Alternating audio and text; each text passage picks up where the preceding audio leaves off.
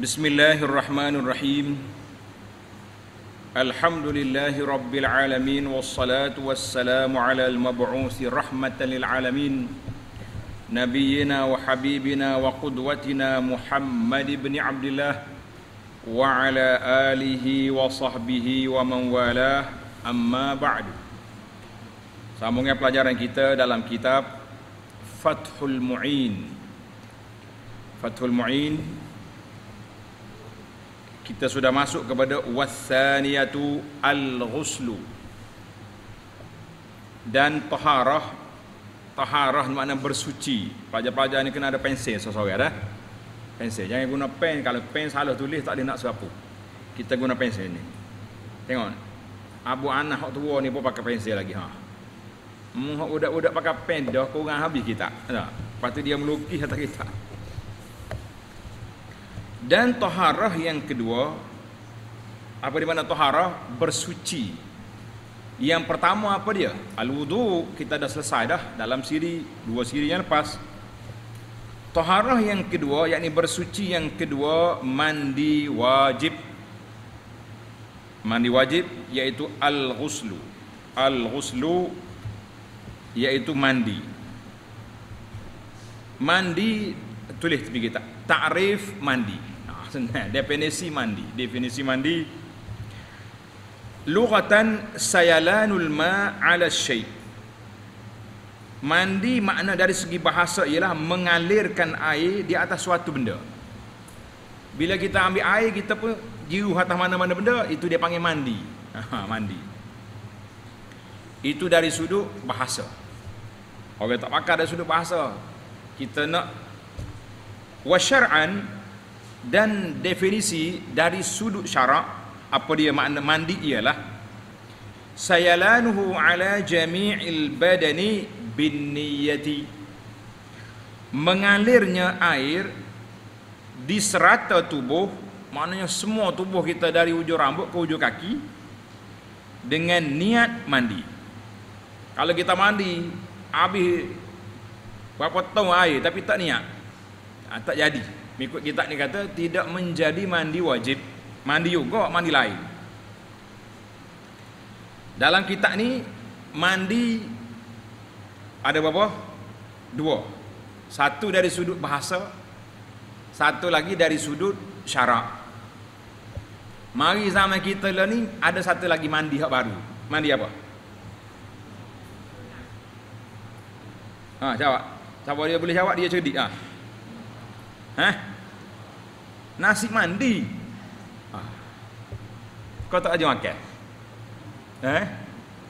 Lama PKP ni, Allahu Akbar. Ustaz-ustaz kita hak pandai masak, jual nasi nak pula dah. Rezeki Allah Taala tutup pintu ni, dia buka pintu ni kan. Covid mari macam-macam terjadi. Baik, itu gurau. Jangan tulis di kitab, tak ada faedah tu. Tulis nasi mandi pula dah. Baik. Hukum mandi. Tulis kat kitab hukum mandi. Dan mandi itu tidak wajib dilakukan segera, walaupun ia telah melakukan maksiat yang membawa kepada wajib mandinya itu. Mandi ni dia tidak wajib segera. Maksudnya bila kita nak solat baru wajib mandi. Kalau nak solat wajib mandi. Contohnya orang ni lepas subuh tadi dia bermimpi, wajib dah mandi kan, tapi dia tak mandi, dia tidur sampai dekat zuhur. Maknanya boleh menangguhkan. Mandi itu tidak wajib dilakukan segera, walaupun ia telah melakukan maksiat yang membawa kepada wajib mandinya itu. Kata na'udzubillah, dia berzina. Lepas zina dia nak mandi junub. Jahat-jahat dia pun nak mandi lagi kan. Dah zina mandi buat apa? Ambil selup je lah, tepek atas muka tu. Berbeza daripada najis, bi khilafi najisin asa bisababihi, berbeza daripada najis, maka ia telah melakukan maksiat dengan sebabnya, yakni kalau terkena najis dengan sengaja, maka wajib ia bersegera membasuhnya. Kalau tidak bersegera, ia berdosa. Kita berjalan-jalan kena najis. termecik air najis ke apa benda, maka wajib kita basuh selalu. Jangan duk bawa dengan kain tu balik ke rumah. Yang pertama, balik rumah kita kotorlah rumah kita balik najis. Yang kedua, tubuh kita pun tidak selesa berjalan dengan najis. Yang ketiga, kalau kita nak solat nanti kita terlupa di kain itu ada najis. Jadi banyak risiko kata orang. Banyak apa? Banyak risiko bila najis tidak dibasuh dengan segera. Dan yang lebih masyhur dalam bahasa para fuqaha, anak-anak pelajar tulis fuqaha, mana ulama fiqh. Dia jamak faqihun fuqaha. Ulama fiqh, al-ghuslu dhammu ghainihi, ialah diberikan baris hadapan pada ghainnya. Maknanya ghuslu, itu makna ghuslu. Dan bagi membezakan daripada membasuh. Kalau ghuslun, basuh najis, basuh. Sebab tu ahli fiqh ni dia bezakan. Dia kata ghuslun.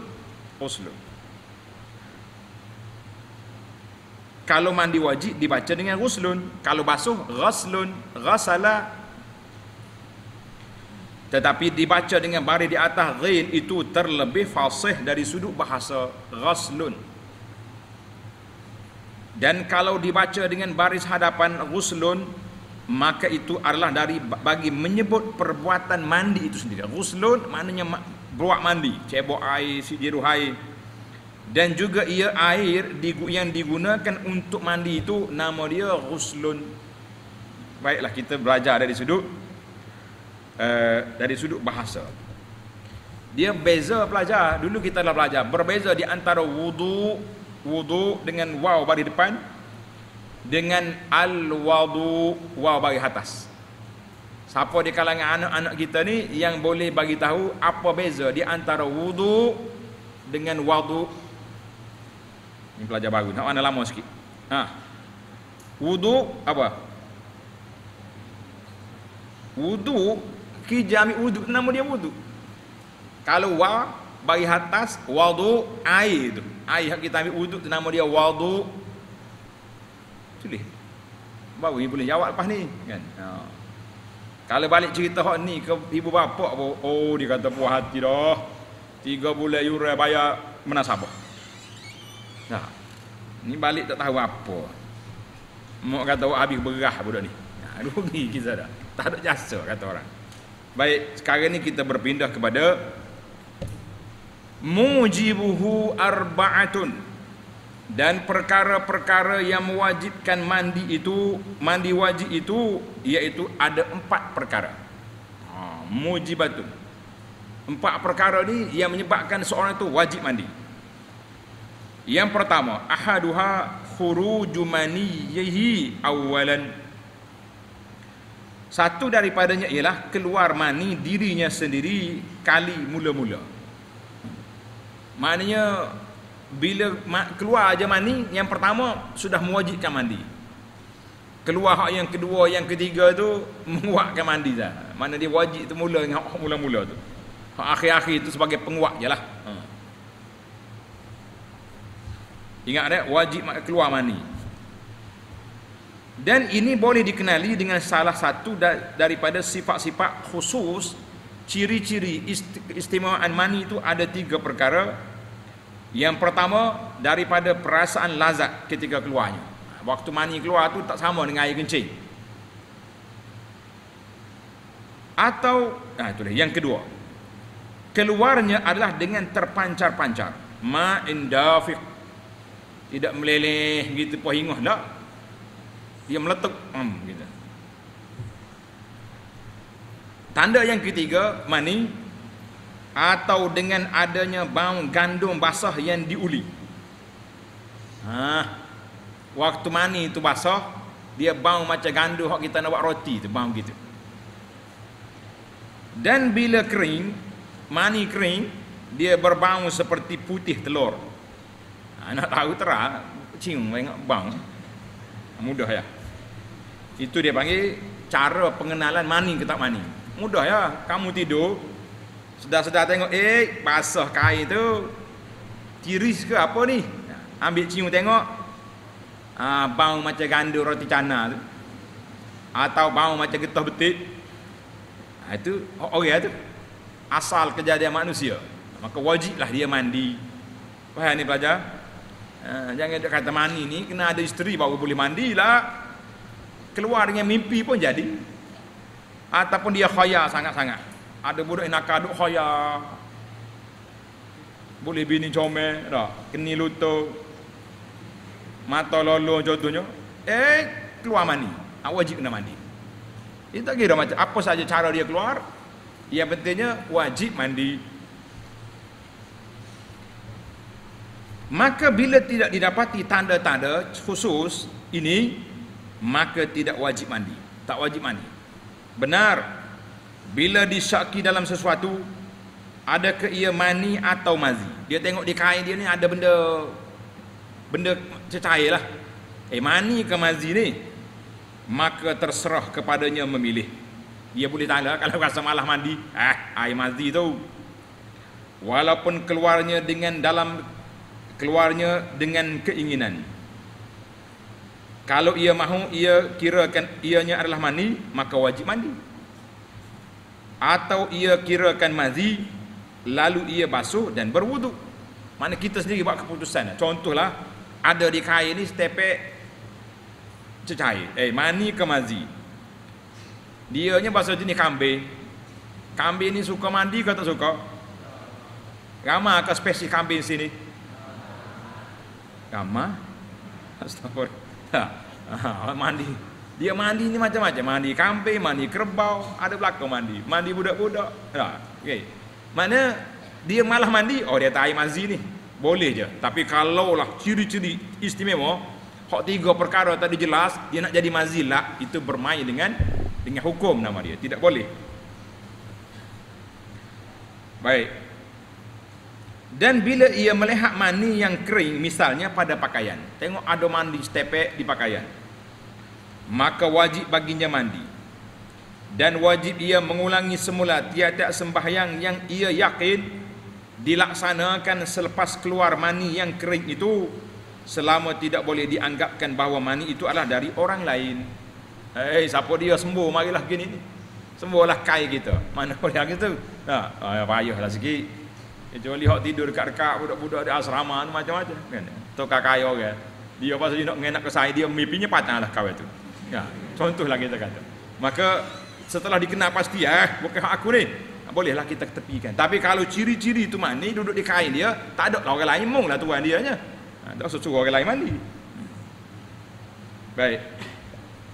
Ia pentingnya kalau orang tak tahu bila, maka kita kena fikir paling dekat yang kita tidur yang menyebabkan bermimpi bila? Malam tadi. Mau pakai kain ni? Ya. Maka hak semaya subuh tadi, semaya zuhur, semaya asar, kita perasan benda tu maghrib. Jadi kena qada lah tiga tu. Ini dalam fiqh Syafi'i. Baik. Kita pergi kepada perkara yang kedua. Jadi dalam bab taharah ni enggak banyaklah benda ayat 18-nya, tapi kena cerita, kalau tidak pelajar kita tak tahu kan macam mana dia nak beramal. Dan perkara yang kedua menyebabkan mandi ialah masuknya hasyafah. Apa dia hasyafah ni? Hasyafah tu kepala zakar. Itu dia panggil hasyafah. Setakat ada topi tu, tu. Atau masuknya qadar hasyafah bagi seorang yang tidak ada hasyafah. Orang ni masa dia jauh nak putus kepala. Contohlah ni. Kemudian dia kena ukur jarak sekota tu, bila masuk banyak tu maka wajib mandi. Walaupun dari kemaluan lelaki yang terpotong. Orang ni jalan-jalan tengok ada benda pelik. Tak. Dia pun masuk. Maka batal lah dia, wajiblah mandi bagi dia. Atau dari binatang, na'udzubillah. Atau dari mayat. Masya Allah, mayat ni mati, ada lagi orang terliur ke dalam faraj, baik kubul atau dubur, walaupun farak binatang seperti ikan. Macam mana? Fikir ada ke farak? Ikan besar lah, ikan jos. Orang boleh masuk dalam tu tak? Boleh. Atau mayat dan orang mati yang disetubuhi itu tidak diulangi mandinya kerana putus taklifnya. Contohlah, orang ni dia pergi setubuh mayat. Maka mayat tu tak payah mandi 2 kali lah. Mayat tu dah mandi dah. Tapi hak kenanya, orang hak je ngenak tu kena mandi. Baik, kita pergi kepada cerita lain pula. Dan ketiganya, perkara yang ketiga mewajibkan mandi, haid. Haid. Baca molek. Haid kata. Ni ramai ustazah bila dia mengajar agak, bermula hukum haid. Mana ni ustazah masyhur, haid. Kata apa haid? Rupanya haid. Ha-ya-da. Baca molek haid. Kalau awak jadi pak imam, jadi ustazah esok, baca betul-betul haid. Jangan ada ukur hik. Orang dengar apa dia hik? Pelik ni macam kepala kereta dah bunyi. Baik. Iaitu bila putus darahnya, haid itu bukan waktu keluar, waktu tamaknya darah. Haid ialah, tengok tulis itu definisi haid. Apa dia haid? Darah yang keluar dari pangkal rahim perempuan pada waktu-waktu tertentu. Dia tak keluar sentiasa, dia keluar sebulan, mungkin 5 hari, seminggu. Paling maksima dalam mazhab Syafi'i, paling banyak boleh 15 hari saja. Lepas pada itu tak ada, dia panggil istihadah. Nanti kita bincang dalam bab dia nanti. Dan umur termuda wanita boleh datang haid ialah 9 tahun qamariyah. Ni pelajaran. Apa dia 9 tahun qamariyah? Apa dia qamariyah? Dia dua atas dunia ni, qamariyah, syamsiyah. Kalau qamariyah tu bulan hijri. Bulan hijri itu dia panggil qamariyah. Kalau syamsiyah bulan matahari, bulan masihi. Dia lain. Bulan qamariyah lebih pendek nak banding dengan syamsiyah. Atau sempurnanya secara lebih kurang. Mana orang perempuan yang umur 9 tahun boleh. Ataupun sempurna 9 tahun, masuk tahun 9 dah ke, gitulah.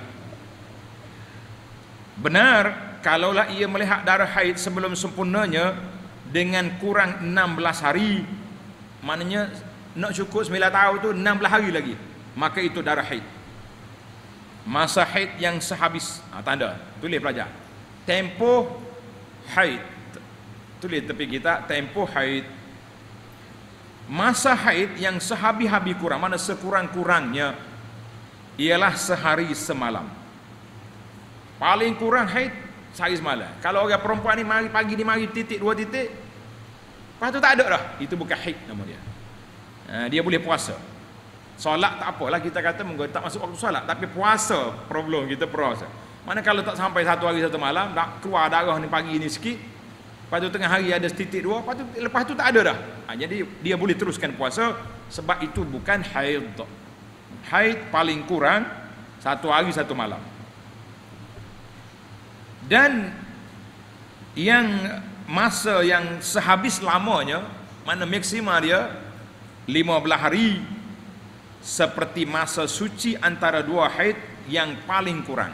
Paling kurang suci antara 2 haid 15 hari, paling banyak haid 15 hari bagi 2. Paling banyak haid suci tak ada limit. Ada orang perempuan seumur hidup dia tak mari haid, maka suci lah sentiasa dia. Ataupun orang tua makcik-makcik kita yang sudah pencen, dia panggil menopause. Dia pencen dah beranak, tak ada haid dah dia.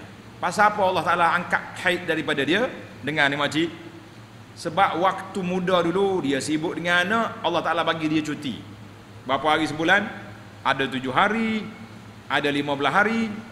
Kemudian bila dah sudah tamak dah beranak, buat apa cuti laginya? Solat terus, ganti hak muda-muda dulu. Itu hikmah. Pasal itulah Allah Ta'ala suruh ganti puasa haid. Orang haid dia kena qada puasa, tapi dia tak payah qada solat. Kata Aisyah, kunna nu'maru biqada'is shaum wa la nu'maru biqada'is salah. Alhamdulillah. Hikmah lagi. Ini dengar orang tua-tua ni.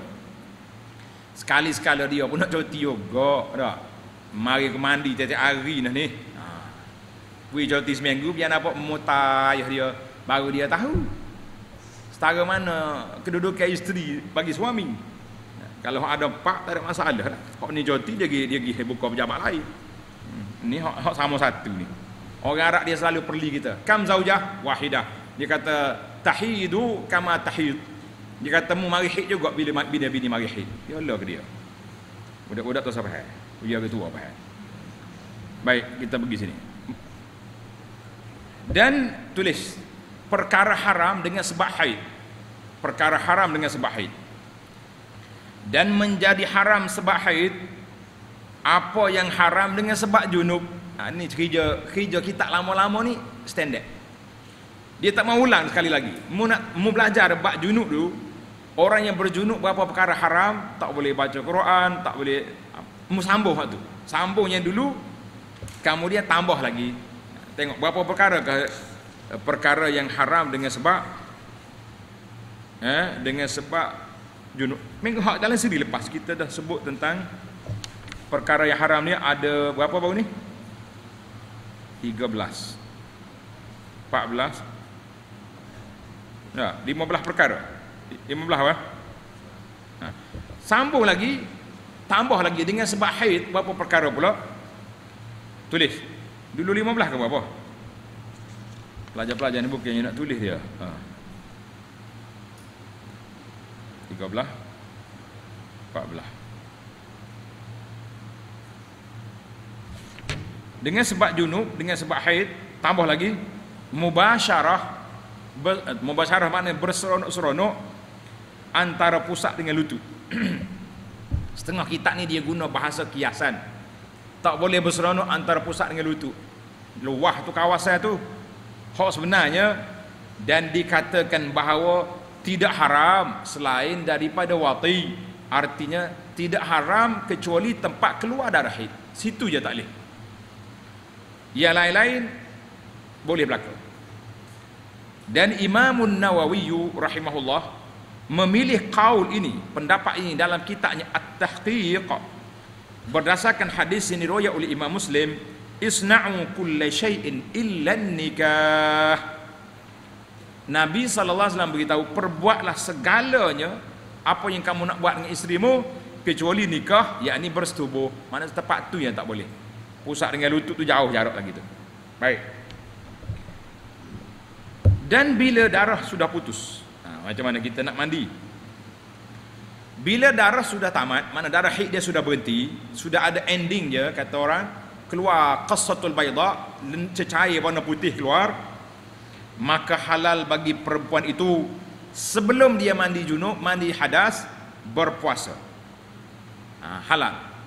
Contohnya orang perempuan ni haid dia berhenti pukul 2 pagi tadi. Ni bulan Ramadan.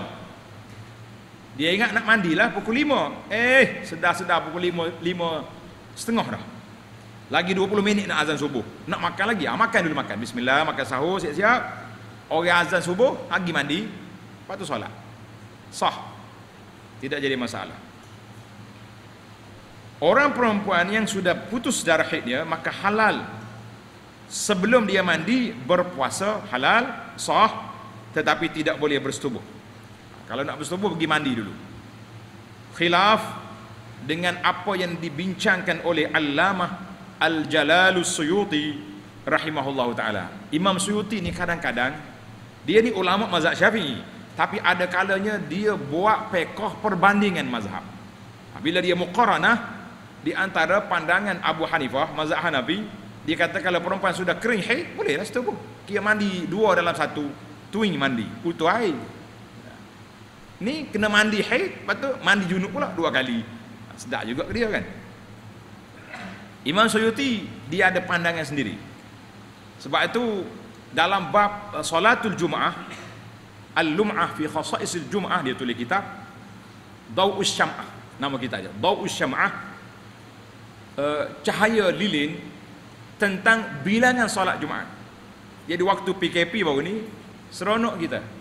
Sebab Imam Suyuti sebut ada solat jemaah ni orang kata boleh 4 orang, ada kata boleh 12, ada kata boleh 30, ada yang 40. Kita kata alhamdulillah pihak Majlis Agama Islam negeri-negeri telah mempelbagaikan pandangan mazhab waktu qawi.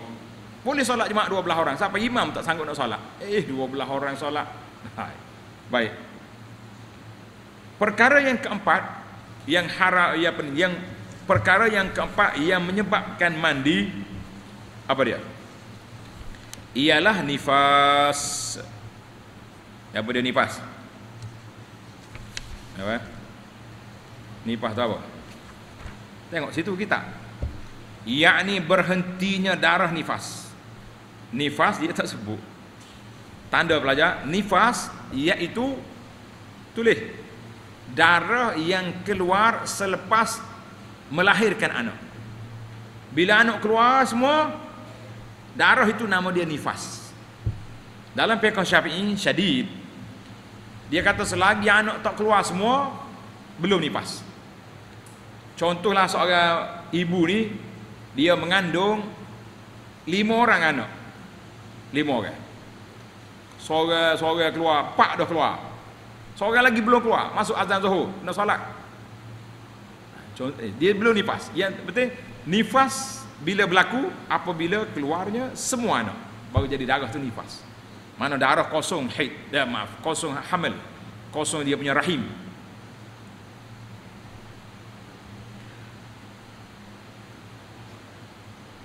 Maka wajib mandi nifas ialah, tengok ni ada tulis bawah ni.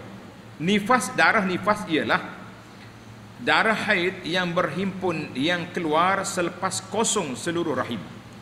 Mana darah nifas lah darah.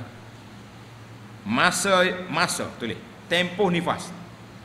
Masa yang sekurang-kurang bagi nifas ialah 1 lahzah, 1 saat. Itu mana 1 lahzah? Tap titik darah nifas itu. Dia beza dengan haid. Haid 1 hari 1 malam kena ada darah. Bukan darah keluar macam pahit 1 hari 1 malam, itu mati lama dah kawan tu.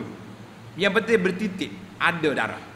Nifas lahzah maknanya sekali keluar nifas dah.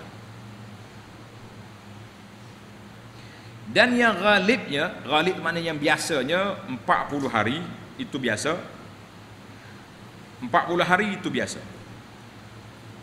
Dan yang sehabis-habis lama, paling lama maksima dia punya tak berhenti solat ialah 60 hari. Orang perempuan kena ingat 60 hari paling lama.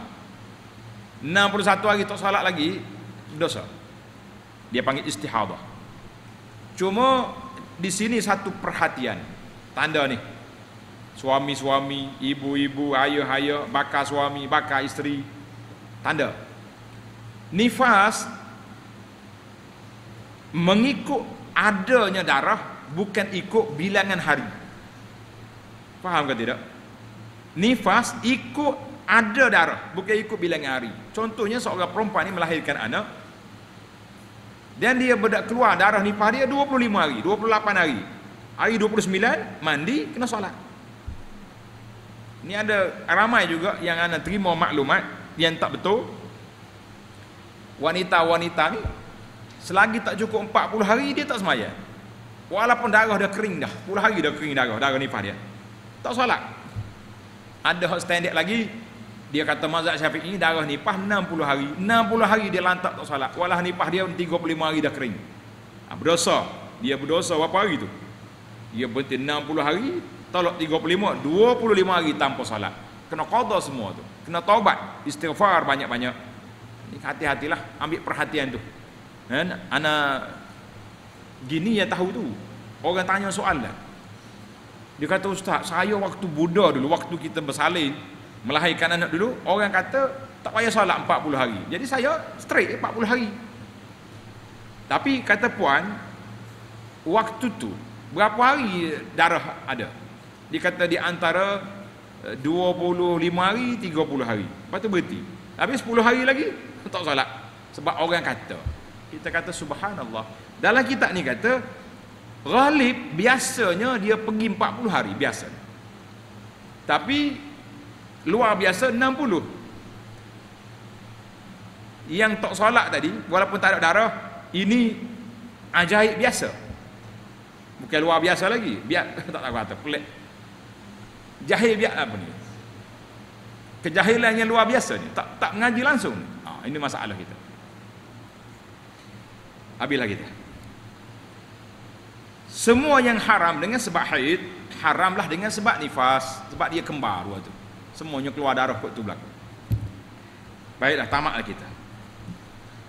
Dan menjadi wajib mandi juga dengan melahirkan anak. Wajib mandi. Mana bila lahir anak tu wajib mandi. Tapi yang saya sebut tadi, kita kena beza dari sudut hukum nifas. Belum berlaku selagi tak keluar semua anak dalam rahim. Takut ada keliru pula. Selagi tak keluar semua anak dalam rahim, maka dia belum jadi nifas. Tapi dari sudut wajib mandi, keluar seorang pun wajib mandi dah. Sebab apa? Sebab anak itu adalah mani yang tertangguh. Daripada air mani dulu, sekarang ni keluar jadi orang. Dan menjadi wajib mandi juga dengan melahirkan anak walaupun tidak basah. Tak basah, kering. Dan yang keluar itu gumpulan darah atau daging. Mana orang gugur, keguguran, keluar daging seketul, keluar darah beku, tapi ada rupa lah. Dan mandi menjadi wajib. Tanda nombor, patut dia tak nombor lah, itu di bawah tanda ni pelajar. Mandi menjadi wajib dengan sebab apa? Dengan sebab melahirkan anak. Maknanya nombor 5 lah tu, tak nombor. Yang kelima, mandi al-wiladah. Tulis bahasa Arab sikit, mandi wiladah, itu yang kelima.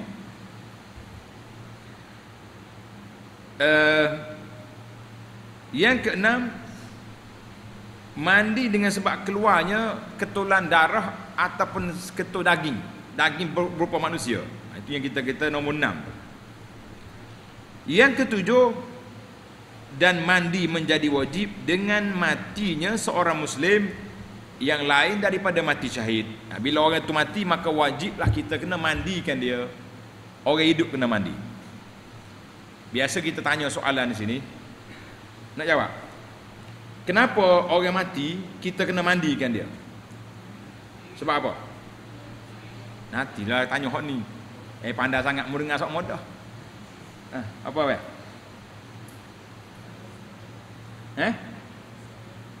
Sebab nak bersih masuk kubur. Sebab apa orang mati kita kena mandi dia? Kenapa? Sebab dia tak boleh mandi sendiri, bijak ni. Tu ya jawapan dia. Dia tak boleh mandi sendiri, kita lah kena mandi. Ya, zaman kita hidup ni, kita mandi sendiri. Waktu kita kecil dulu, siapa mandi kita? Ibu mandi kita sebab kita tak kerti. Ya. Besar sikit, siapa dia suruh kita mandi? Getah pahit. Lambat mandinya bedah atas belakang dah. Macam-macam. Baik. Kita pergi kepada rukun mandi. Tulis belajar. Wa farduhu ay al-ghuslu syai'an.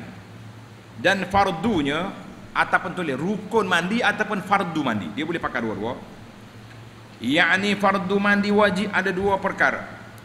Yang pertama dari keduanya itu ialah niat mengangkat junub. Ingat, niat apa? Raf al-janabah lil junub. Dan niat mengangkat haid bagi yang datang haid, iaitu mengangkat hukumnya. Mana tulis saja aku mengangkat hadas besar, boleh. Macam-macam. Yang penting dia kena niat mengangkat mandi selepas pada haid.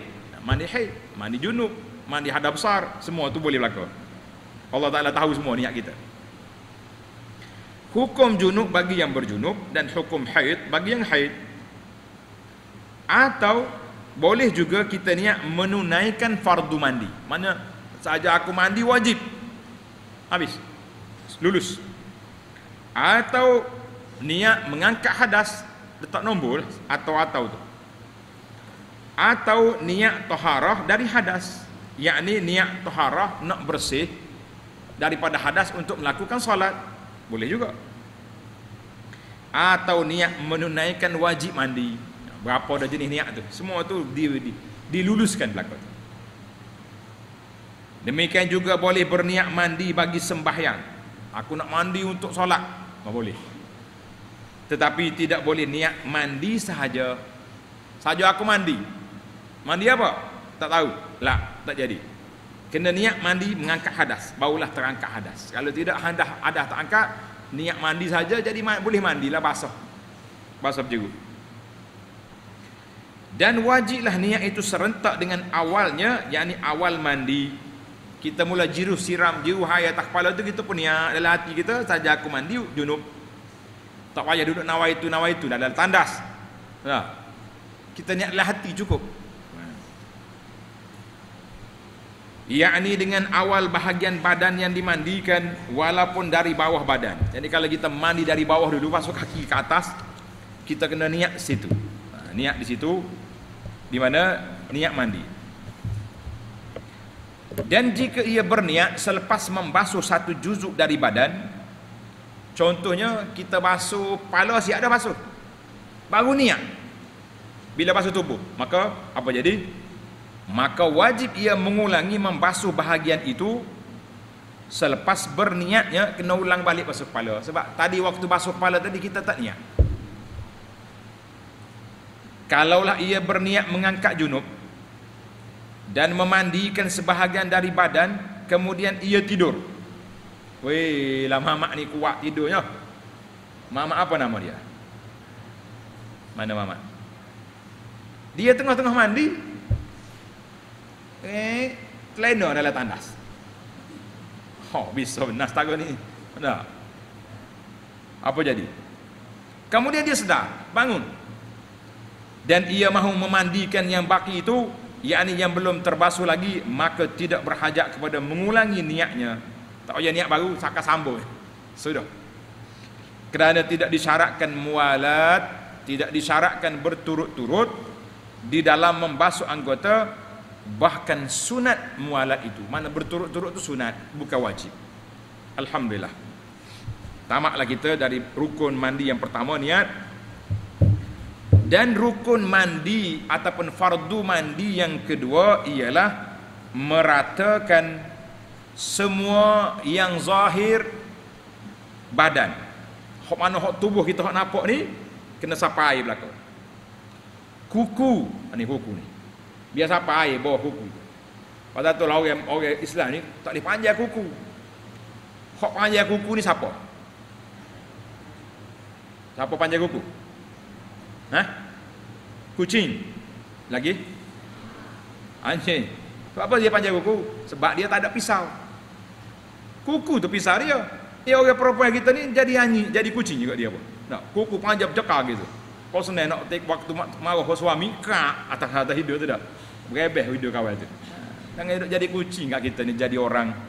Pelik-pelik manusia lo ni. Kuku kucing. Seluar. Luar siapa? Luar jing. Mana luar orang? Luar tak tahu dia. Luar jing dia pakai. Dia tak pakai luar orang. Ini masalah. Baik. Maka wajib meratakan semua yang zahir dari anggota badan sehingga kuku dan apa yang berada di bawah kuku dan bulu, rambut yang zahir dan batin walaupun lebat kena basuh. Dan apa yang zahir seperti tempat tumbuh rambut yang tercabut sebelum membasuhnya, itu dipanggil zahir. Lubang telinga, yakni bahagian luar. Lubang telinga kita hak luar tu bukan bahagian dalam. Buh air dalam, bengal lah kita masuk air. Yang luar tu kena basuh. Dan apa yang zahir dari kemaluan perempuan, macam mana kita nak tahu zahir tak zahir dari kemaluan perempuan? Iaitu sewaktu dia duduk bertinggung. Waktu dia nak buat air dia bertinggung tu, dan itu dia panggil yang zahir, kena basuh situ. Kena sampai air situ. Dan lubang-lubang pecah-pecah pada badan. Contohnya kaki kita ni pecah, ada setengah orang kaki dia macam kaki utar, berkeruk lubang, kena masuk air dalam tu, sembuh masuk.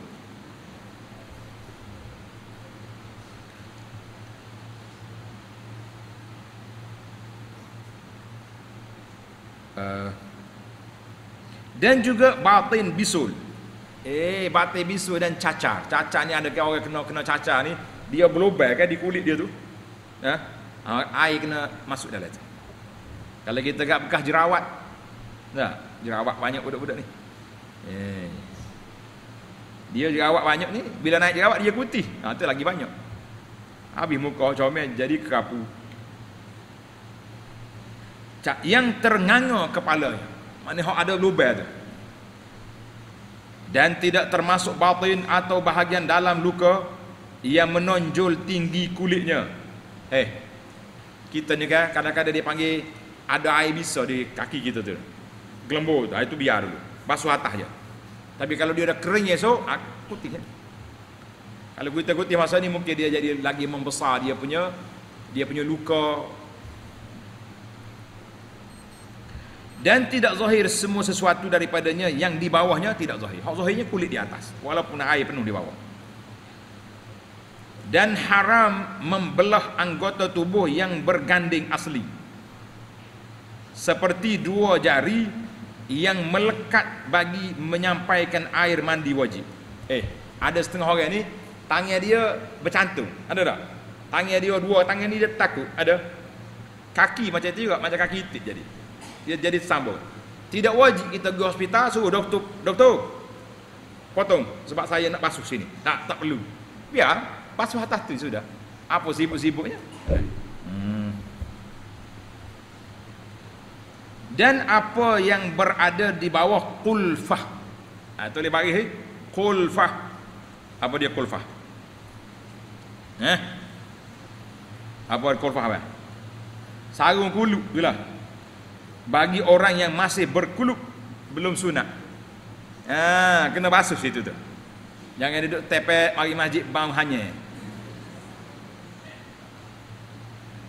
Mesti disampaikan air dalam mandi wajib. Mandi wajib dah dia ni kuluk lagi macam mana? Maka wajib dibasuh batinnya kerana kulit kuluk itu mesti dibuang. Dia tak sunat dia ni. Masuk Islam bersetua, dah malu nak pergi sunat. Jadi bawah tudung dia tu kena basuh. Kalau tidak dipanggil najis, ada kat situ. Adapun budak-budak hak tak sunat awal tu, hak lekat lagi kepala tu tak ada masalah. Kalau tidak sakit nak boleh pelepah tu kan.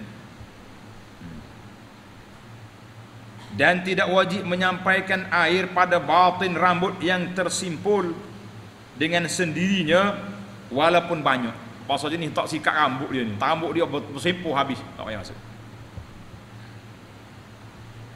Berkomo-komo dan menghisap air ke hidung tidak wajib, tapi dia sunat. Kita kena ingat, tak wajib tapi sunat. Namun makruh meninggalkannya. Dia tak berkomo, makruh. Pasal tu dia kata berkomo itu sunat. Membasuh badan semuanya itu hendaklah dengan air yang suci lagi menyucikan. Dia panggil tahirun mutahhirun. Dan seperti keterangan yang terdahulu bahawa perubahan air pada salah satu sifatnya dengan perubahan yang memudaratkan, yakni airnya tidak boleh digunakan bagi bersuci. Mana kalau air itu berubah, tak boleh lagi nak buat mandi hadas, buat jiru pokok bunga boleh. Walaupun ianya berubah dengan sebab sesuatu yang berada di atas anggota badan, misalnya seperti bedak, ia merubahkan air yang terkena pada muka. Air sikit ni, orang mandi dengan air cebok ni, Nabi kita ambil wuduk secupak, mandi segantang. Ini kita ni mandi air 4 galon mandi. Tak? Macam mana? Khilaf bagi segolongan ulama yang menyatakan tidak mengapa. Kita kata tak mengapalah. Dia susah-susah buat nyanyi ke dia tu. Dan mencukupi yang dikira sah dengan zon. Zon tu mana sangkaan yang kuat, rata air pada anggota-anggota badan. Kita rata-rata semua orang ni, iaitu sampai air meratai kulit dan bulu-bulu, walaupun ia tidak secara yakin 100%. Maka tidak wajib yakin tentang ratanya air ke seluruh badan, bahkan cukup dengan berat sangka. Dia panggil ghalabatul zan, sangkaan yang kuat tentangnya di dalamnya. Seperti wuduk juga, bila kita dah basuh semua anggota ni, jangan was-was lagi lah. kita yakin, kita kalau tak yakin pun kita kuat sangkaan kita bahawa air dah sampai semua tempat. Kalau tidak, dia akan pergi kepada was-was yang sangat berbahaya dalam kehidupan seorang manusia. Alhamdulillah, pelajar-pelajar tanda tamak kita 4 perkara mewajibkan mandi, yang sebenarnya bukan 4, 7 kan. Dia tak nombor dah. Dia letak 4, yang lain tu dikira ilhaq. Kemudian 2 perkara wajib rukun mandi, iaitu niat dan menyampaikan air ke tubuh. Habislah cerita. Alhamdulillah. Wa sunnah lil ghuslil wajib wal mandub, dan perkara disunatkan bagi orang mandi wajib dan mandi sunat beberapa perkara. Anak-anak pelajar tulis tepi kita sunat-sunat mandi. Tulis tajuk dia sunat-sunat mandi. InsyaAllah kita akan sambung perbincangan kita dalam siri yang akan datang. Subhanakallahumma wa bihamdika asyhadu an la ilaha illa anta astaghfiruka wa atubu ilaik. Wa sallallahu ala nabiyyina Muhammad wa ala alihi wa sahbihi ajma'in walhamdulillahi rabbil alamin.